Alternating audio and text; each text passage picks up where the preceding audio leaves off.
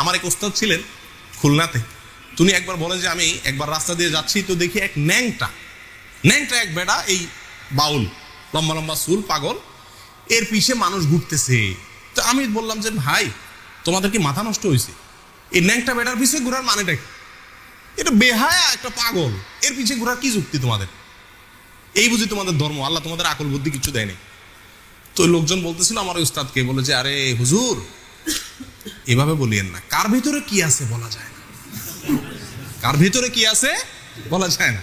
আমার উস্তাদ বলতেছেন যে আমি তখন বললাম, আরে বেটা পাগল, ওর ভিতরে যা ছিল সেটাও বাইর করে দিছে, কি আর থাকবে? যা একটু ছিল, কিছু তো নাই ওর ভিতরে, যা একটু ছিল সেটুকু বাইর করে দিছে, তুই কস ভিতরে কি আছে? আর কত নম্বরের পাগল? প্রিয়দিনী ভাইরা, এ হলো এদের জীবন আচার। এবার আসেন তাদের ধর্ম নিয়ে। দেখুন, তারা পাগলামি করে করুক, তারা মাতলামি করে করুক, তারা গাঞ্জা খায় খাক, তারা জেনা করে করুক, তারা গান বাজনাকে ধর্ম মনে করে করুক, তারা আরো কিছু করুক, শুধু বীর্জনা পেশাব পায়খানা সারাদিন খাক, আমার কিছু আসে যায় না। আমার আসে যায় তখন যখন তারা এই কাজগুলোকে ইসলামের নামে করে এবং সমাজে জোরপূর্বক চাপিয়ে দেওয়ার চেষ্টা করা হয়, এটাকে ইসলাম হিসাবে সাব্যস্ত করার চেষ্টা করা হয়।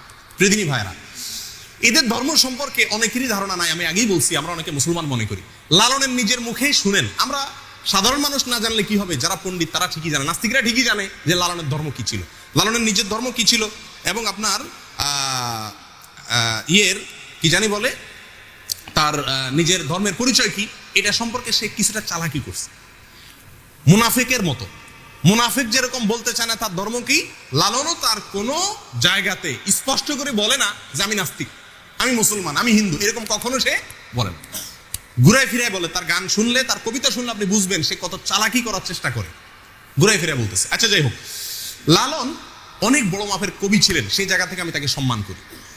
তিনি অনেক বড়, তার কবিতা বাংলা ভাষার জন্য অনেক বড় কিছু, ঠিক আছে, সব ঠিক আছে, কিন্তু ধর্ম নিয়ে যখন তিনি কথা বলছেন এবং ধর্মের নামে ইসলামের কোরআন এবং হাদিসকে এত নিকৃষ্টভাবে বিকৃত করেছেন, যত নিকৃষ্টভাবে আর কেউ বিকৃত করে নাই, তখন তার সেই বিকৃতিগুলো আমাদের ধরে দেওয়া দরকার আছে কি নাই?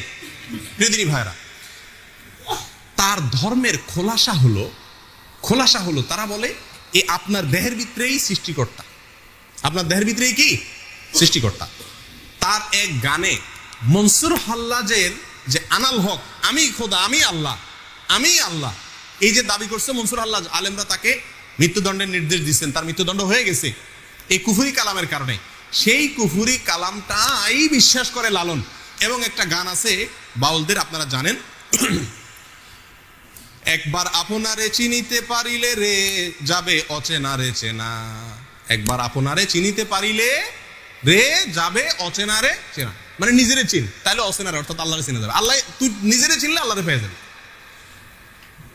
আরবিতে একটা প্রবাদ আছে, নাউজুবিল্লাহ, অনেকে এটাকে হাদিস হিসাবে পেশ করে, সেটা হলো যে মান আরাফা নাফসাহু ফাকাদ আরাফা রব্বাহু।